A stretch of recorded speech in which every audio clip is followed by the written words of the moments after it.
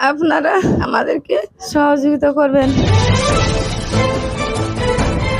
আমার মেয়ে আয়েশা খাতুন, তাকে 25 তারিখ সকাল 10টা থেকে পাওয়া যাচ্ছে না। সে শারীরিক প্রতিবন্ধী, কথাও বলতে পারে না, শুনতেও পায় না। আমরা সব জায়গায় খোঁজাখুঁজি করলাম, কোনো খবর পাওয়া যায়নি। সবশেষে সংবাদ মাধ্যমে দ্বারস্থ হলাম। আপনারা খুঁজে পেতে সহযোগিতা করবেন। আমাদের বাড়ি মালদা জেলার কালিয়াচক থানার আলীনগর ফুটিয়াকাদি। আসলে মেয়েটি মুকবধির, হয়তো ভুল করে কোথাও চলে গেছে।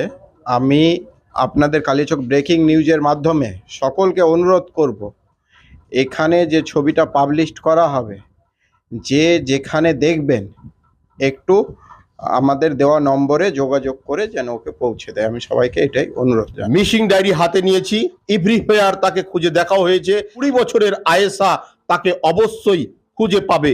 যদি আপনারা এই খবরকে ওই পর্যন্ত পৌঁছাতে পারেন, এখনো পর্যন্ত যে জায়গায় আয়েশা নিরুদ্দেশ হয়ে রয়েছে,